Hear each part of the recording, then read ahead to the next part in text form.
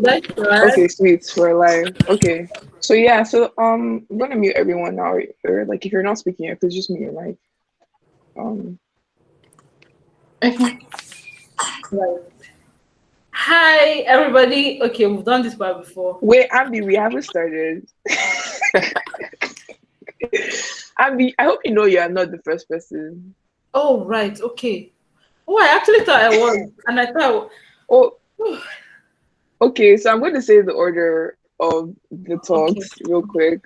I'm gonna just say everything in the housekeeping when I say it. Okay, so we're recording now. Um So yeah, thank you so much for everyone that has joined us so far. I know people will be joining us because I like 5 o'clock on the dot. People are still at work, so people tend to join in like 5:10, 5:15, and all that. So yeah, thanks for agreeing to for the speakers. Thanks for agreeing to be part of this. For the people that are just joining, thanks for just coming around. So the entire point of the lightning talks is really to just a the entire point of the lightning talks is just to just have like a safe space where people can just like come and talk about anything. It doesn't have to be like fully tech. You can just come, talk about anything like that is dear to your heart, anything that's interesting in 5 minutes or less. It's kind of to put you on the spot to get you like able to kind of pitch yourself or like just like share presentations like real quick. It's also super useful for like just like getting your name out there and getting yourself out there and just like training yourself to speak publicly. So like I just like thought it would be a cool idea to do this because we do it at my company every month and I enjoy it a lot. So I thought it would be cool to bring this out of like my company, right? Um wow, amazing. Okay, so cool. So yeah, you know what, like how it goes, like 5 minutes, everybody has 5 minutes on the clock to speak about something. You can ask questions. There's going to be a Slido link. All you have to do is just go to sli.do and all you have to do is go to sli.do and just like throw like going to be a room code I'm going to show. So you can ask whatever questions you have when they come, and at the end of the entire session, at the end of like after all the speakers give their talks, we would like ask them all the questions that are on that list. It's usually very fun. If you're thinking anything here, if you're feeling anything, feel free to just like throw it up on the chat. The chat is usually a very fun space where people just kind of throw up really random things there. So feel free to do that. What else am I missing? I don't think I'm missing anything. Okay, so the order of this thing is going to be like this. So Gloria is going to go first, then Nnamdi. I think Nnamdi's okay. Nnamdi's here. Nnamdi's going to go. Victor Kafo. Nnamdi's going to go next, followed by Etse, followed by Yemi, followed by Ferami, followed by followed by Coco is not here yet. So I'm going to say it again. Gloria is going to go first, then Nnamdi is going to go next, then Etse is going to go third. Yemi is going to go fourth. Coco is going to go fifth. Fermi is going to go sixth, and Ambi is going to go seventh, and Laulu is going to close it out as the eighth speaker, right? Is there anything I'm missing? I don't think there's anything I'm missing. I feel like I said a lot of things. So I'm just going to now get to it, right? Get to the slides. So the first person is Gloria, and she's going to be talking about the place of documentation in product management. So I'm going to be controlling this slide just because it's going to be easier um, to switch things. So like when you want to go to the next slide, just say next slide and like I'll move to the next slide. So Gloria, you have 5 minutes on the clock. Light it up. Okay. Hi, everyone. Oh, I'm supposed to share my screen. Hello. I forgot about that. That's really amazing. Everyone can hear you, Gloria. Okay. Can you share my slide? Sorry. Yeah, I'm gonna do that. Oh snap. Just 1 minute, Okay. So please. basically, okay. I'm Gloria Ujuku, and I'm into product management and software development. So today I'm going to be talking about the place of the place of documentation in product management. So basically Sorry, just give me 1 minute, Gloria. um okay, basically content is something that you shouldn't joke with. We shouldn't joke with when it comes to product management, because one of the things that product managers do, in fact, product managers are like the people who intersect a lot in the tech industry. Like they find themselves in the middle of so many things. It's not like they actually do those things like core, but most times they find themselves in between design, marketing, um, research, software development, and other things. So imagine if you don't keep notes of things you do. Imagine you're going to be as confused as what I can't even say. So basically, that's just it for the content. The most important reason why we should keep content, or we should keep documentation documentation in product management, because it helps you keep your mind sane, and basically it also helps the other members of the team actually know what's going on. I don't have to come and ask you, Gloria, what's this? Where can I find this?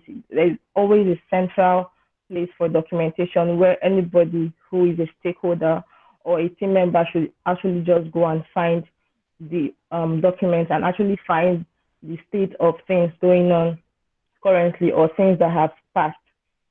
So that means slide ready. No, it's not ready. Sorry, I just changed browser and I didn't realize how much of an like issue. Okay. Okay, so before Danny comes up with the slide, there are basically so many documents that a product management should be in charge of or should be in control of. But I'm going to be focusing on one of them, which is the product requirement document. I choose this to be the most important the most important document in product management because it contains almost everything you need.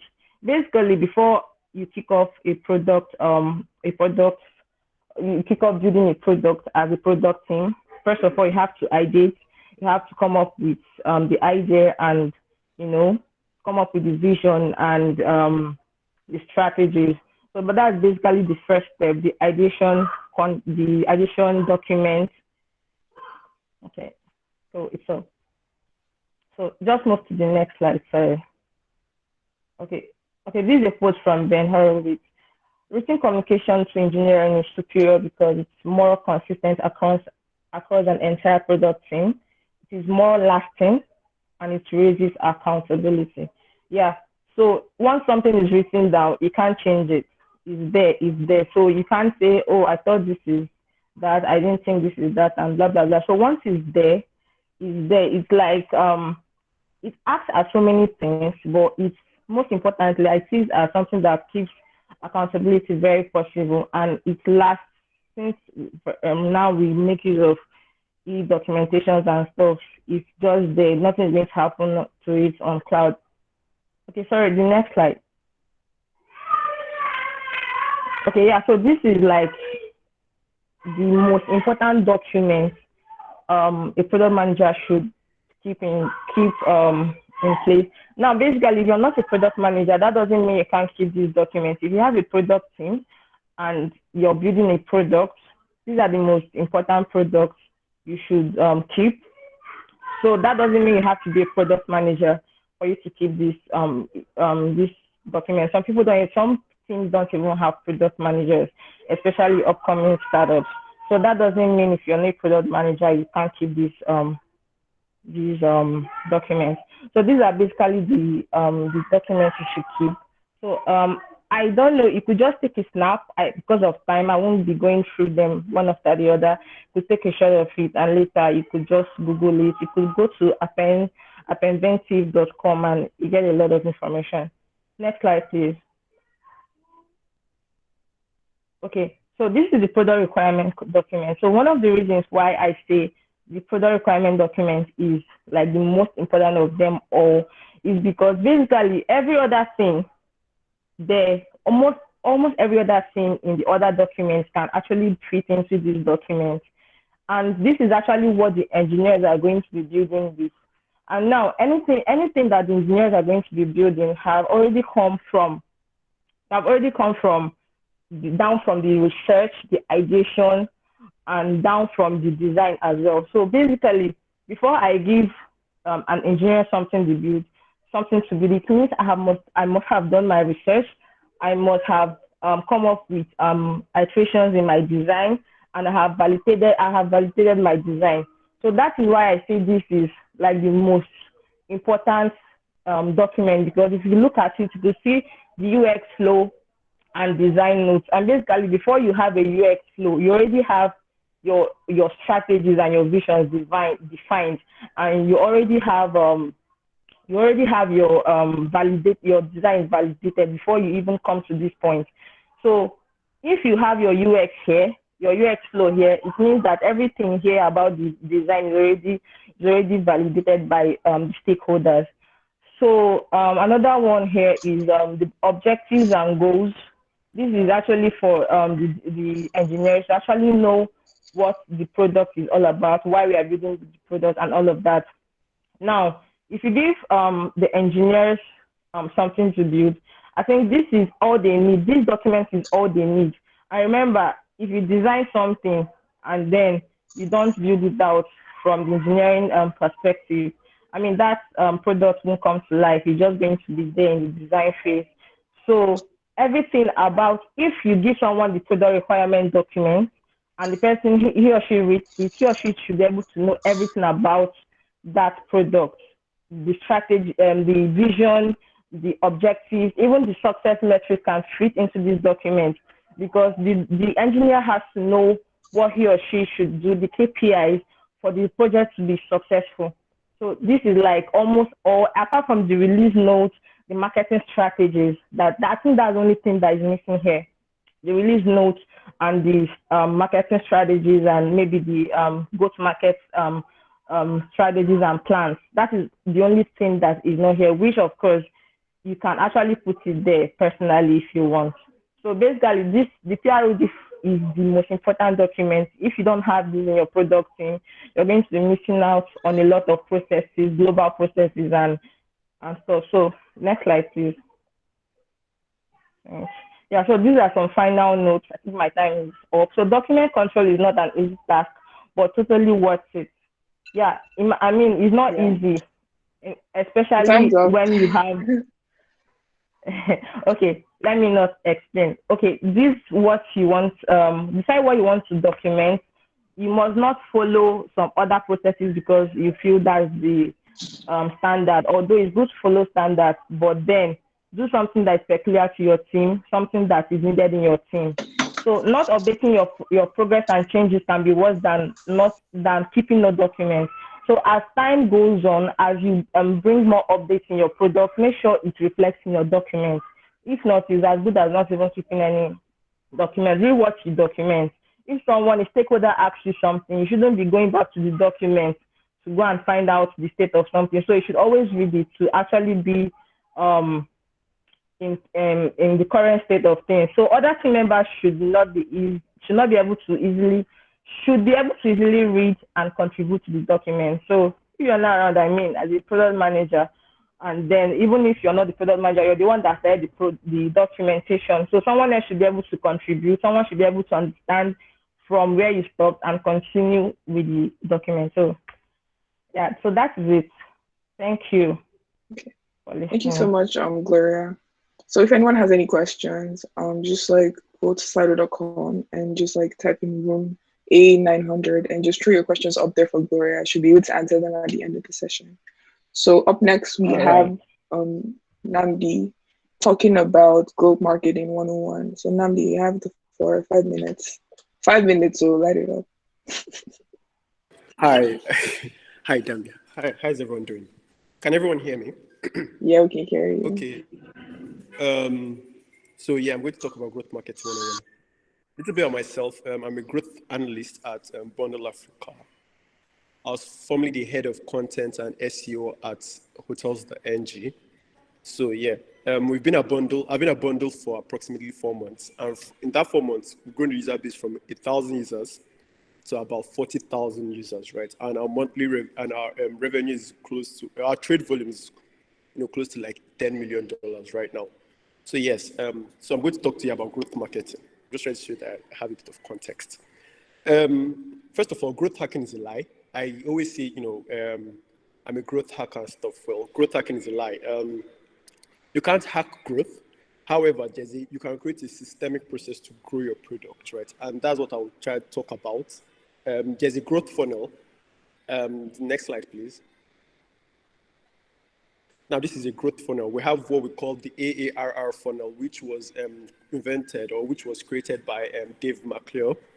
So the AARR funnel is acquisition, activation, revenue, retention, and referral. Just to briefly talk about all this, acquisition really is basically how do you acquire customers. For us, a bundle, it's when a user signs up, right? That's an acquired user when a user installs the app and signs up. Then how do we activate a user? So depending on your business, right? If you're an e-commerce brand, then an activated user is one that lands on your website, whether it's gmail.com or whatever, right? And then buys one of your products, right? For hotels.ng, it was when someone booked a room. So what's revenue? Revenue is basically how you make money off the users. For e-commerce brands, it's really straightforward. They make money when you purchase. For hotels.ng, when you book a room. And then for us, it's basically, trading fees and whatnot. So basically, right, when you have a product, you always have to think, how do you acquire users? How do you activate them? How do you make money from them? Then retention. Retention is king. Brand Bolfold has always said, retention is king. I'll be able to dive deep on why I think retention is king. But basically, when you acquire users, right, there's something called CPA when you acquire users, which is cost per acquisition. Now, when you do not have to spend money to get back a user that's already on your site, then you notice that has already used your app before or used your product before, then you notice that your CPA reduces, your lifetime value increases. And there's just like a lot of things I wish I could speak. I had more than 5 minutes to talk about. But then there's referral, right? So for some products, right, referral marketing comes naturally. For instance, Google Meet, right? You probably never have used Google Meet before, but then Dami is holding a class and it's like, for you to join this class, you have to use Google Meet. And then that's referral marketing. And you join the Google Meet and then discover that, wow, this is a great platform. I'm going to use it for my next class. But for some other products, you have to come up with your own referral strategy because the product doesn't have that viral mechanism in it. And then that's why you see of different referral schemes of referral campaigns of invite a friend and get a discount and stuff like that. Sorry, next slide. Dami. Hello, can anyone hear me? Okay, thank you. So I'm just quickly going to talk about general acquisition principles. Sorry about, yes, so first of all, right, acquisition follows the Pareto principle, which is the bulk of your acquisition will come from one or two acquisition channels. That's like Facebook, Google ads, Twitter ads, SEO, referral marketing. So it's always important to identify these channels early and double down on them. Yeah, you test several channels, right? But then when you figure out the channel that works best for your product, then double down on that channel. Next one is, this mostly applies to paid ads, but at some point you might max out on an acquisition channel and then you get diminishing returns from that channel. You notice that your CPA, for instance, on Facebook ads, targeting a particular audience is at 150 naira, right? Or $1, sorry. And then you notice that after a while, right, your CPA is now at $3 because you've most likely maxed out that channel or that product targeting that audience. You have there are various things you could do, right? You could target a broader set of audience to see if you could capture. But then there's a thing of lead quality and lead quality or quality of audience because that affects activation. Long story. Next one is there's usually product channel fit. Some products have an inherent advantage in some acquisition channels. Well, for most e-commerce brands, right, search engine is a good marketing channel because, most people, when they want to buy a product, right, they search for it. At hotels.ng, showing someone, anybody that wanted to book a room always went to go and look for this location they were going to be, and then looked for hotel rooms in that location. Very few people would see a hotel advertised on Instagram and then be like, let me now go and book a hotel just because I saw this very fine room. It rarely happens, right? But when users have intent for, they then go to buy. For other products, right, you notice that you need to use Instagram a lot, you need to use Facebook a lot. So you always need to identify your product channel fit as quickly as possible. And then, so that this saves you so much time and money and resources that you do not go and, waste it somewhere else. Please, next slide. The time is up, by the way. Well, sorry about that. I had a lot of other things to talk about. But yes, I wish there was some more time. But yeah, acquisition, growth, and so many other things. Well, multiple channels together. And acquisition is the first step of a funnel. Most people think of acquisition as the last step. Acquisition is just the first step of your funnel. So if you think of acquisition as the first step and think of all the growth funnels in one as one, then it will help you, grow and scale your products to, become profitable. All right, thank you, Ami, for the time. Sorry for, some things to change when testing out. I wish I could speak through all of this. Sweet. Thanks for sharing, Nnamdi. Really appreciate it. If you have any questions, Slido at A900, and just drum up there, and then the speakers would answer them at the end of the session. So we'll have our third talk. Why is it okay? So we have Etsy. Etsy is going to be talking about building fulfilling friendships. Etsy, you have 5 minutes. Hi, everyone. Good evening. My name is Etsy, and I'm going to be talking about building fulfilling friendships. So we already know that friendships has its benefits. We know how important friendship is for our mental health and well-being. So why do people often feel lonely even when they have like so many people around them that they call friends? And I think this is because most of the time people don't know how to build deep connections with these people that they have around them, or sometimes they don't even know how to make friends or how to make good friends. For us to get these benefits from friendships, the quality of our friendships are really, really important, much more important than the quantity of these friendships. One thing people often think is that you can't get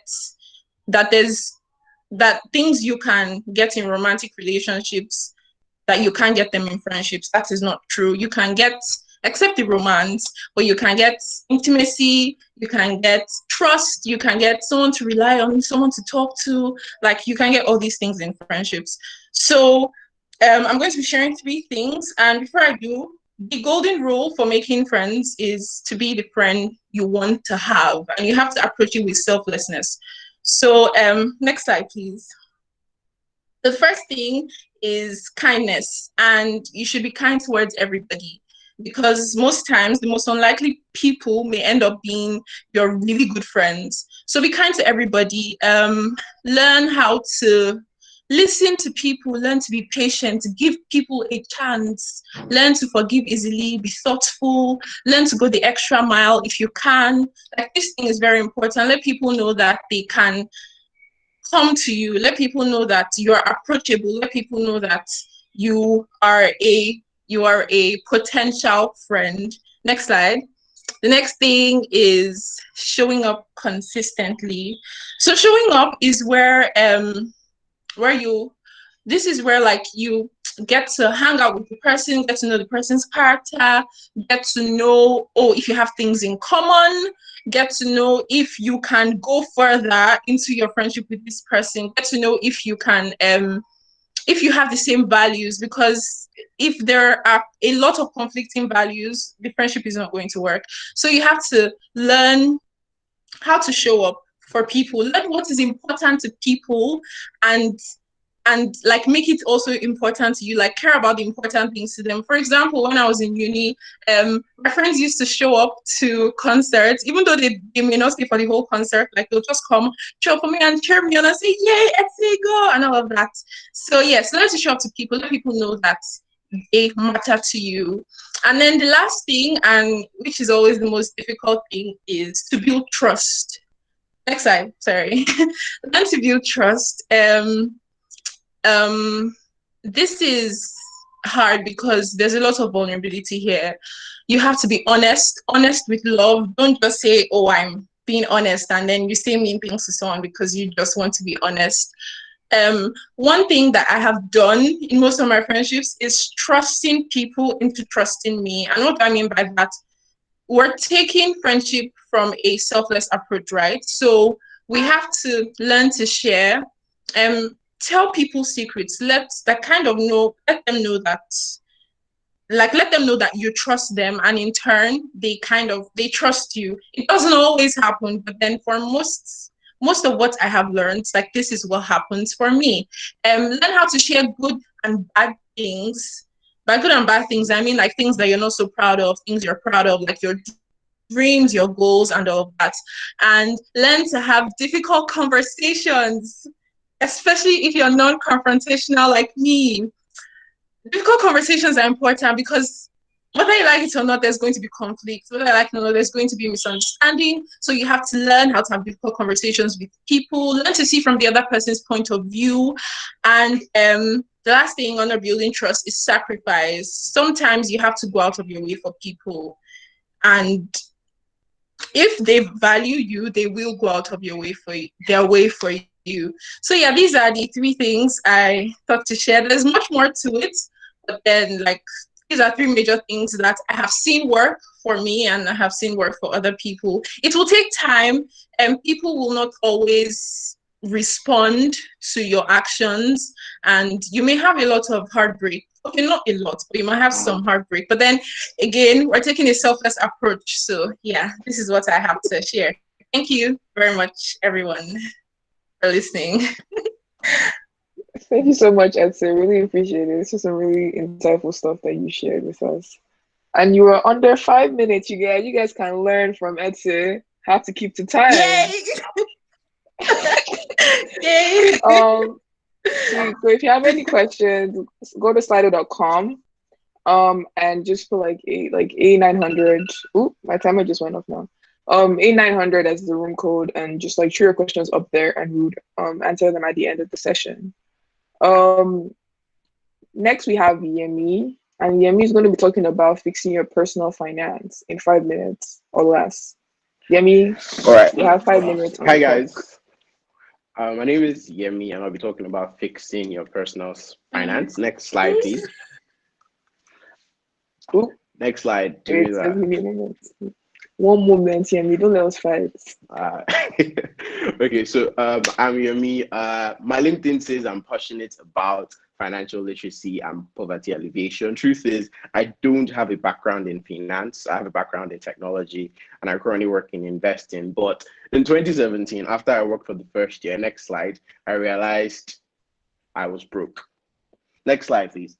And then a lot of people go through this, where you go through the year and then you realize you're broke. And I'm somewhat of a semi-Twitter financial analyst. So I decided, you know what, let me just try to put all these things I see together into a nice package and then have this lightning talk. Next slide. Next slide. Okay, so basically, this is the simple structure of what I'm going to go through today. I'm going to try to be as fast as possible. General guides to personal finance, budgeting, and then budget tracking. Next slide. So the general guide, I would say, for personal finance is basically, at the beginning of the year, what I try to do is envisage everything you're going to spend money on during the course of the year. So typically it's broken down into recurring costs and then capital costs. So capital costs could be stuff like, oh, I want to go for Afro Nation in Puerto Rico, or I want to get a new laptop. So if you plan these things ahead of time, they don't creep on you suddenly. So you can basically then plan your entire year and then decide what you want to save and what you want to invest. Next slide. So a general guide which should work for you is this: revenue minus expenses, savings, and investments should be greater than 0. So once it's not greater than 0, that means obviously you're going to be in negative. And then this is for the entire year. So the idea you try to go by is you plan your year ahead, and then as you go through the course of the year, nothing approaches you suddenly. And then if your pockets work properly, you have enough even if emergencies come up. Next slide, please. Next slide, please. Okay, so 2 major things that I think need to come into everyone's personal finance plans are savings and investments. So savings and investments, I'll just give a overhead definition. So for savings, it's basically money you put somewhere, and then irrespective, you're not going to lose your money. Investments are basically money you put in certain places. You're likely to get returns, but your returns are going to be affected by or there's a certain risk to which you might or might not lose money. I like to count money market fund as a savings instrument, though it's an investment instrument, because typically when you invest there, the likelihood that you lose your money is almost zero. So for the savings bucket, I advise that you put things in the savings account and the money market fund. And then investments, I'm not going to tell people what to invest in. There are a lot of different vehicles you can invest in, but before investing, make sure you fully understand what you're investing in, and then you know the risks you're taking. There are a lot of tools out there for investing, and then pretty much if you Google, you find things, but make sure you understand your risk appetite before you invest in anything. And if it looks too good to be true, most times it's too good to be true. The next phase is budgeting. So once you've listed everything, next slide, sorry. Once you've listed everything you want to do, it's nice to put it all in a really nice Excel sheet so you can actually look and see all the numbers, and you make sure your numbers count. So you itemize and put a value to every expense, if possible, to the most little things, as little as dates and sweets and biscuits, or you can just bundle them into categories. So basically for the entire year, you know what you expect to spend on what, you know how much extra blankets you have. So even when things are unexpected come up, you know what you can afford to do and not do. This guide basically helps you avoid getting to a situation where you need to take unnecessary loans. I know loans are necessary sometimes, but typically if you plan ahead, there's some loans that are avoidable. Next slide. Most out of time. And the final thing is budget tracking. So in as much as it's great to have a budget, most times if you don't track your budget actively, you're going to mess it up. So personally, I use Monyon. So I'll put a link to that here if you want to use that. But people use Excel sheets, some people use books, different things. So after all of this, hopefully, like next time I speak to you guys, you'll be balling. Next slide. Because like being on the other side, next slide. So being on the other side, trust me, it's better when you're balling. Thank you for listening. I'll put a link for Monyon in the chat so you guys can access it if you need to. Thanks. Thank you so much, Amy. Yeah, thanks so much. That was pretty insightful. If you have any questions, slido.com, and just put the room code 8900, and then we'd attend to the questions at the end of the session. I think we're at the halfway mark. So the next speaker is Coco. And Coco is going to be talking about men in relationships move different too. Coco, you have 5 minutes on the clock. Light it up. Coco, are you here? Hello, Coco. Can you hear me? Yes, I'm here. Okay. Yeah. Okay. Cool. Thank you. So basically, I'm talking about how everyone is always talking about how women get in relationships and start acting like they don't know their friends. Well, I'm here to say that men do it as well, basically. Next slide, please.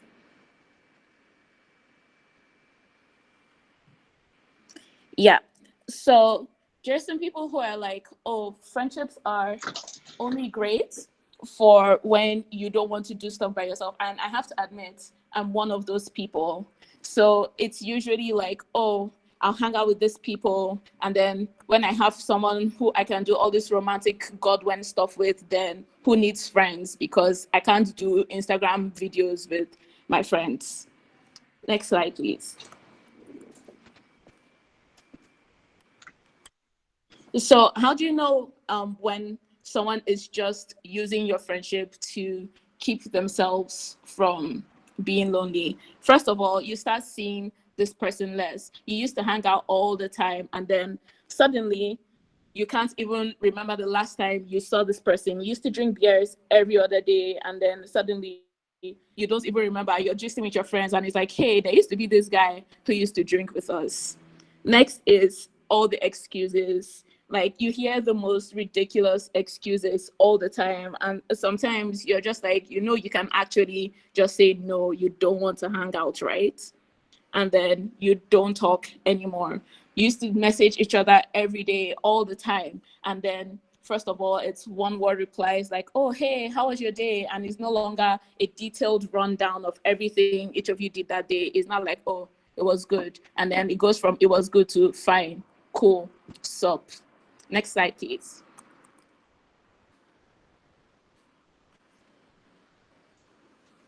So are you being taken for idiot? Because some people do things like this. They're like your friends when they're in relationships. They're your friends, and then when they enter a relationship, they ghost. And then they come back when the relationship is over. So if you want to know if you're being taken for an idiot or if someone is using you for your friendship, the first thing is the communication lines open again when the person needs relationship advice or when they're trying to remember something you used to do together so they can do it with their girlfriend.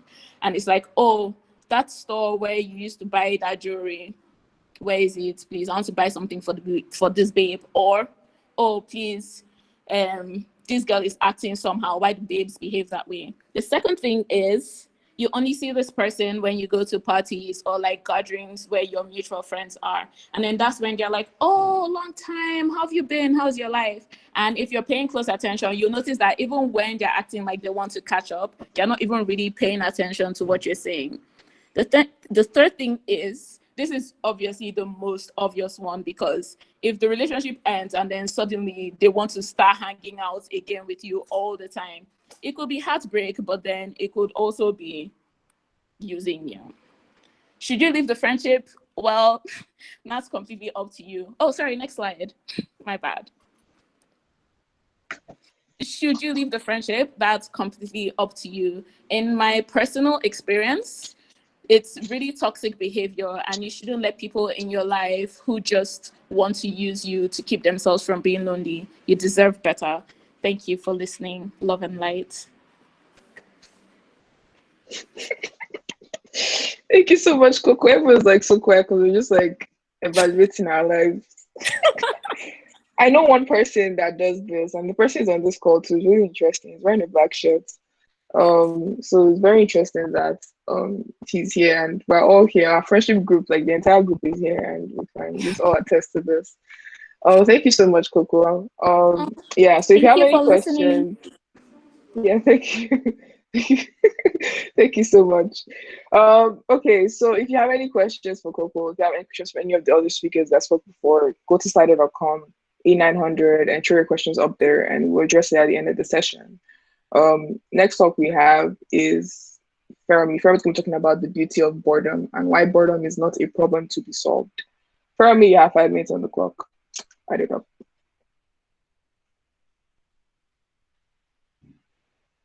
Fermi, you're muted.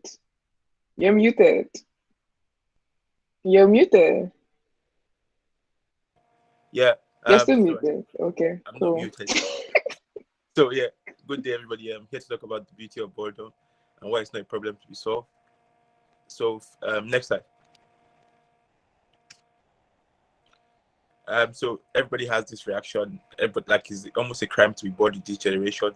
And what do we do when we're bored? The first thing we do is reach for our phones or reach for Netflix or something to cure boredom. But is this actually a solution to the problem? No. The default reaction when we're bored is to reach for something to cure this feeling. Yet this feeling is not a problem to be solved. This is not the ultimate solution. Now, when we were kids and we were bored up and we didn't have access to smartphones and toys and stuff, we had to create our own version of fun. And this was how creativity was birthed. Next slide. Now, the problem is in this grind culture, and everybody's working so hard, and everybody's grinding 24-hour work days, 40-hour work week, blah, blah, blah, on and on. Your brain needs a break.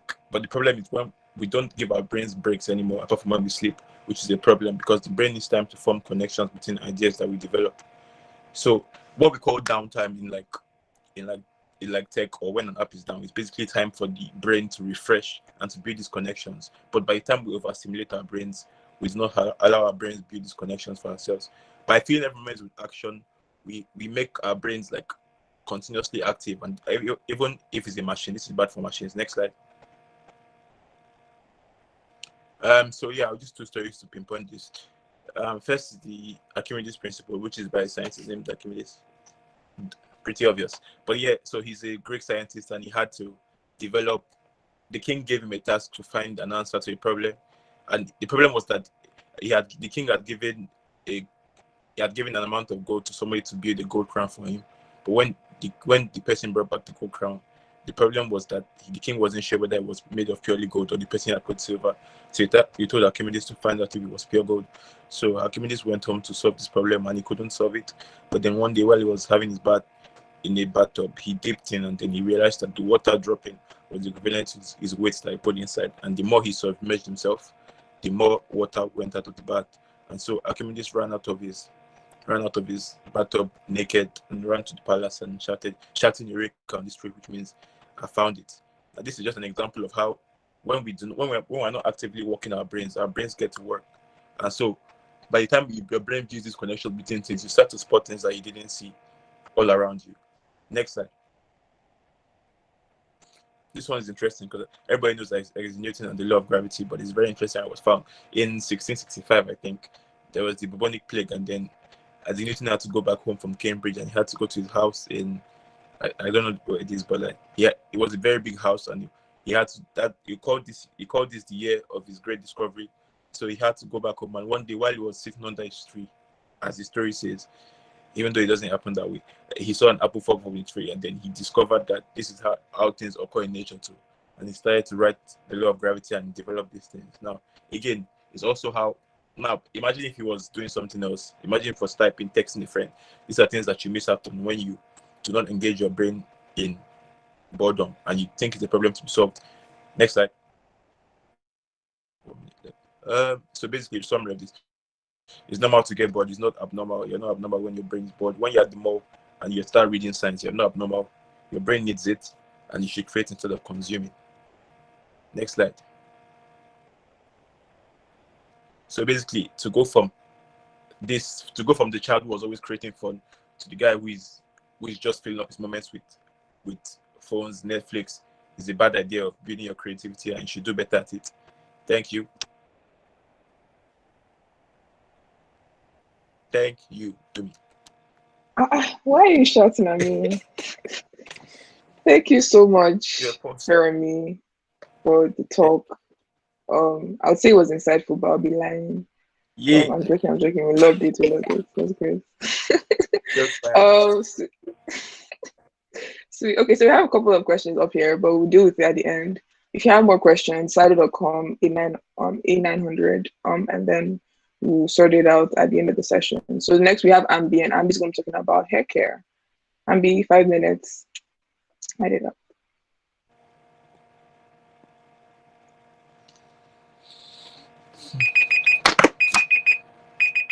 Ambi, you're muted. I swear I'm standing this one now. Right.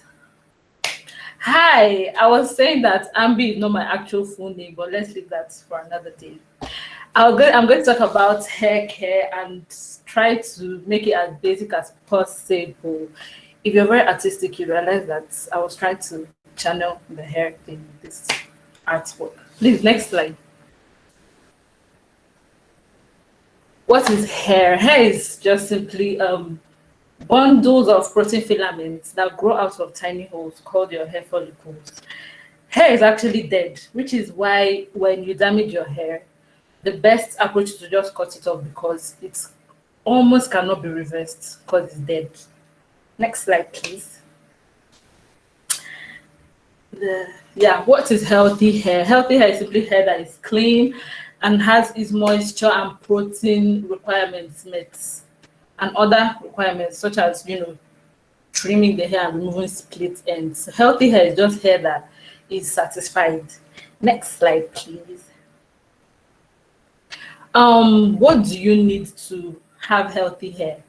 Most times people focus on having long hair instead of healthy hair, but actually what you need to focus on is how to make your hair healthy. So what do you need? A solid regimen, proper technique, good old consistency and patience, and then products. If you notice, I put the products last because most times we tend to go and buy all the products in the market and still complain that we're not seeing any changes in our hair without having all these first things in place. So you need a regimen, and the next slide will show you what I mean by that. I also want to talk about the fact that technique is important. You can have your regimen on lock, you can have everything ready and set to go, but if your technique is whack, ooh, thank you, you love my hair, thank you so much. If your technique is whack, I'm sorry. Your hair might be whack. Next slide, please. I want my hair intentionally so that people will be doing this with me. Love it. So this is an example of what a healthy hair regimen should look like. You should wash your hair at least once in 3 weeks. I said at least because due to products, the product buildup can occur in your hair, and it's different with different kinds of hair and different based on the kind of things you put in your hair. So wash your hair, please, and don't wash your hair with bar soap. Don't wash your hair with detergent. Don't wash your hair with toothpaste, please. Don't wash your hair with Dudu. What's the name of that soap? Dudu Oshun. I beg in the name of God. You need to wash your hair with stuff that would not strip it of moisture. This is also why black hair. I'm speaking about black hair. Black hair, we don't wash it every day because we need the sebum, we need the lubrication and moisturizing of the hair. So wash your hair at least once every 3 weeks. Deep condition and rinse. Do not ever skip deep conditioning. Apply your leave-in conditioner. Apply oil to seal in moisture. Minimize the use of heat. You can use heat, but not all the time because it will destroy your hair. Trim regularly to prevent breakage and just repeat. Next slide, please. I cannot talk about techniques today because that's more, intricate. Always remember, when hair is involved, beauty is not pain. Pain would give you alopecia. You will lose your hair. I beg in the name of God. Beauty is not pain. If it's aching you, remove it. Also, always remember to focus on health over length because the length will come anyway. Thank you so much for having me. You can now look at my hair and cry God one. Thank you very much. Big flex. Thank you so much, Ambi. And she was amazingly, she spoke for 3 minutes, you guys. You guys can learn from Ambi how to keep to time. Now we get the last person on the call. Oh no, that was the last person. He is the last person. Interesting. But yes, thank you so much, Ambi. If you have any questions, throw it up on the Slido. Yeah. Now you're the next person on the clock. 5 minutes. You're going to be talking about robots, process automation, all those weird nerd stuff. You actually have 5 minutes. Write it up. Hi everyone, my name is Olaoluwa Daramola, and my talk today is going to be about where is your own robot. So I work as a technology consultant in a big four consulting firm in Lagos, and specifically I work as a robotics process automation developer. Next slide, please, Dami. So many of us are familiar with the term robots, and when we hear robots, a couple of things come to mind, right? I mean, it might be Robot Boy. I don't know which robot you grew up in love with, but personally, I think it was Robot Boy. He really spoke to me. But in this instance, robotic process automation, unfortunately, we don't actually have a physical robot. Most times when we refer to robotics process automation, we're referring to software robots that automate processes that people would have typically carried out. Now, these processes are typically high volume, stressful work that people would rather really give out to robots to carry out on their behalf because these robots tend to be faster and more efficient. Next slide, please. Okay, so like I said, these tasks can easily be handed off to robots that would carry out these tasks on their behalf. And these robots make it a lot easier because, like I said, one, human beings would rather do other things. That means, please, next slide. Okay, so, and just like we can see here, you can see that as an employer, some of as an employee, some of the benefits you get from RPAs, it gives you free time to do more things that you enjoy. You could be sharing a meal with a colleague, pursuing a higher value task. It also increases employee satisfaction because employees no longer get drenched by doing those repetitive tasks over and over again. It also increases operational efficiency because robots have been proven to hit those tasks over and over again because over time, these robots you get to refine the processes and then they go on to do better basically over time. They also reduce operating costs. So for instance, if you had a robot that went into Excel and did a couple of processing, now once you have taught this robot once, you don't need to go get an intern that would do the same task again.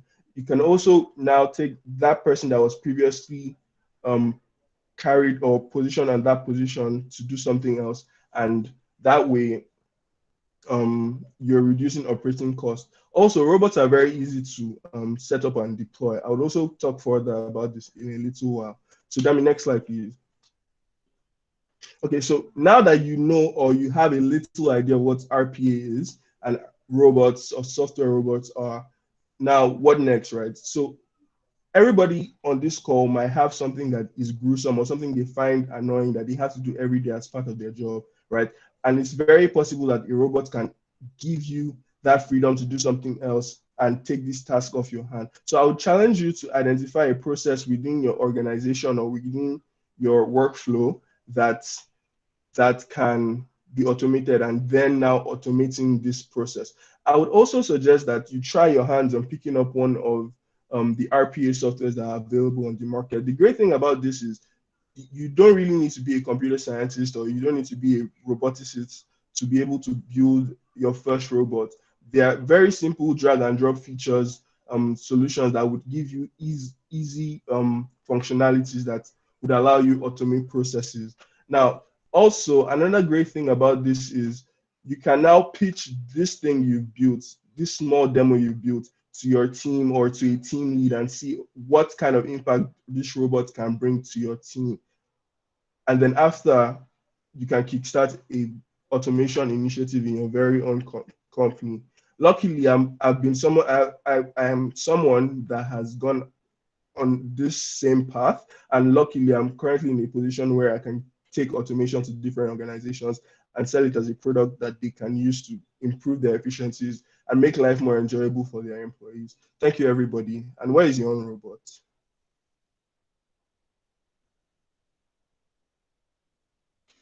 So thank you so much. Thank you so much, everyone that spoke. I think one was our last speaker for the day. We have a bunch of questions up here. That a lot of questions. Okay. I guess we can address. I guess the first question would be for Etsy. How do you make friends online and stay friends? Hi. Okay, so I'll be answering that question. How do you make friends online and stay friends?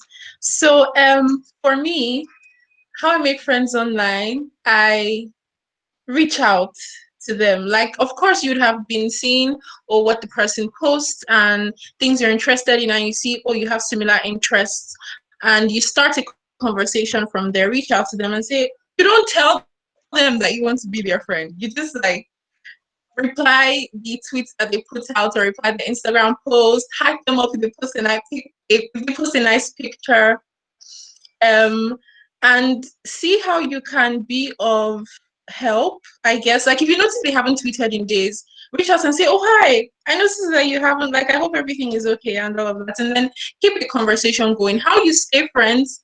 Showing up consistently. So you say hi once in a while. It doesn't have to be every day, because some people catch feelings if you talk to them every day. So just maybe every week say hi, or work on something together if you can. If you have similar interests, say, oh, maybe you'd like to hang out with them and all of that. So it's consistency really that helps you stay friends. Making friends online is being kind and approachable and let them know that they can trust you. Yeah. Thank you. Thank you so much. I kind of just took a shot at me there just for a minute, but no, like it's fine. No upset. Is that okay? So the next question: do you really want to drag hanging out with someone's partner or love interest? I don't get the question. I think this is for Coco definitely, but okay, I think I get the question. Do you want to drag hanging out with someone's partner or love interest? Coco, I hope you get the question. I don't get it. I don't understand. So it's like you're dragging like the fact that people tend to hang out more with their partners or love interest as opposed to their friends I mean, when they're I'm dating not someone. dragging people for hanging out with their. I mean, you should have a balance. Just because you're in a relationship doesn't mean you should dump your friends. And I'm not like trying to be a negative Nancy or anything like that. But at the end of the day, your friend is supposed to be the person who's going to be there for you. Like everyone is like, oh, date your best friend, or marry your best friend, or when you're in a relationship, your partner becomes your best friend. Personally, I think all of that is bullshit, because you should be able to have someone you can talk to outside of your relationship. Your whole life cannot be centered around your relationship. It's just unhealthy, like mentally. Your life cannot revolve around one person, and that is the scenario I'm talking about. People who completely change who they are or change their friends. Like some people enter relationships and their partner's friends become their friends. They leave their friends, if they even had any actual friends, they leave their friends to become friends with their partner's friends. And those are the people that I'm actually talking about. So if you have a healthy balance of hanging out with your lover or your girlfriend or your whatever and your friend, then that's fine. This doesn't concern you. So I guess then that kind of links to the next question. So Coco, how do you balance things out? Managing friendships while having a partner can be pretty challenging. Well, yeah, it is. But then that's why Essay gave us that beautiful talk about having fulfilling friendships.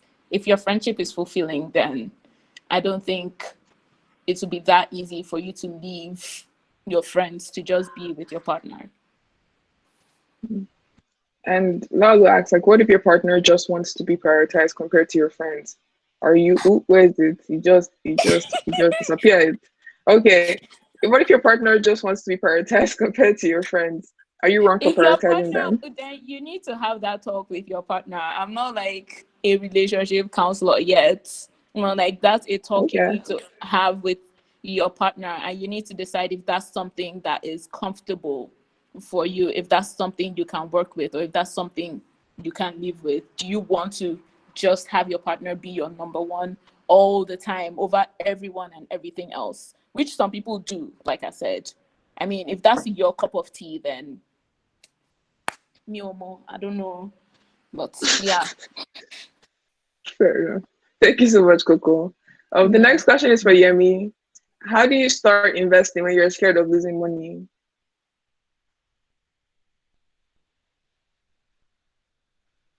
Yemi, you're muted.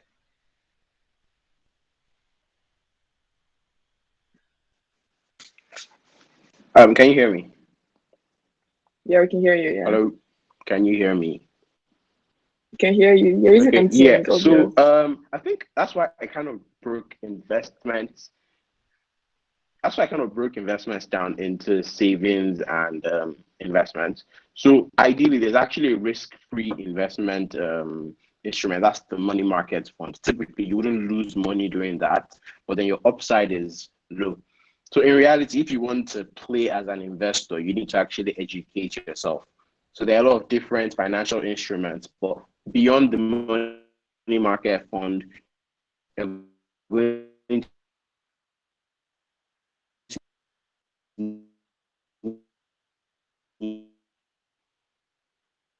See, I said it was using MTN. It's like I was insulting you.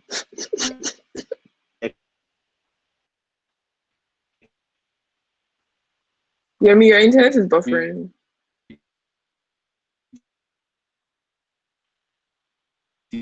Okay. All right. I'm just gonna mute him for a minute and then go on to the next question, and then maybe we'll address it later. Maybe the person can reach out to the person that asked, and also the person that asked him if he can help them create a budget. I think you probably want to reach out to him personally. His Twitter is at Yemi Adigbayi. And you can check him out also on LinkedIn at Yemi Adigbayi. Quickly before, because we're already at time, I'm going to ignore this question because I'm sure it's louder that asks this question. And I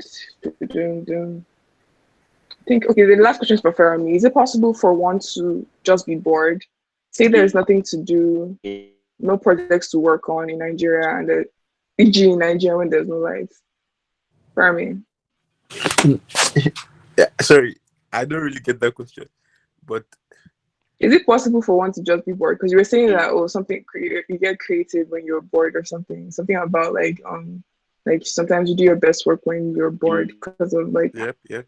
So like, is it possible to just be bored, like, and not be creative while being bored? You're just like bored. No, but again, like you're not bored. Like when I say you get your best work from being bored, I'm not saying now you should plan to be bored or use boredom as an end product of creativity. It's just that when you're bored, you give your brain time to think. You don't force your brain to think. There are two different things. So yeah, be bored. Don't do anything. You don't have to be creative. It's also good. Right. Okay. Thank you. So I guess that's it for today. Thank you so much for everyone that showed up. I'll be posting the recording. Thank you so much, Fermi. I'll be posting the recording on YouTube. Thank you. Actually, yeah, thank you. I like how it's so small and cozy. But yeah, so thanks to all the speakers. Thanks to everyone that showed up today. This was pretty, like, I had fun. We'll be having another one next month, around same time next month. I threw up the link in the chat, so if you want to speak next month, you're free to just like sign up, and I'll reach out to you with the information on like how to kind of proceed with that. And yeah, like, thank you so much, everyone. Okay, if you have any feedback from me, I was supposed to get the form, but I can't find it for some reason. So if you have any feedback, please just reach out to me, and I'll be posting a form on alongside the link to the video in like an hour or so. So if you have some feedback, reach out to me. One of the feedback that I've gotten is that it's too early. Like 5 o'clock is too early for this session. So I think we probably plan on moving it later, because I mean, I have a meeting around this time at work. That's why I kind of move it up. But we'll figure out a way to move it to like 6 p.m. or 7 p.m. ish, right? A time where people are like out of work, because 5 p.m. is like exactly on the dot, and like a lot of people are still working at 5 p.m. So we plan on moving it like closer to like 6, 7 p.m. so that more people will be able to show up. So yeah, thank you again so much, everyone. I hope you have a pretty awesome rest of the August. I would see you all in September, and yeah, that's it. Light it up. Light it up. Thank you so much, everyone. Bye. Bye. Oh, wow. Thank you, everyone, for showing up. Bye.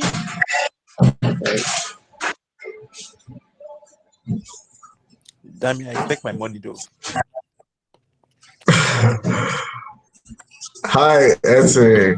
Hi.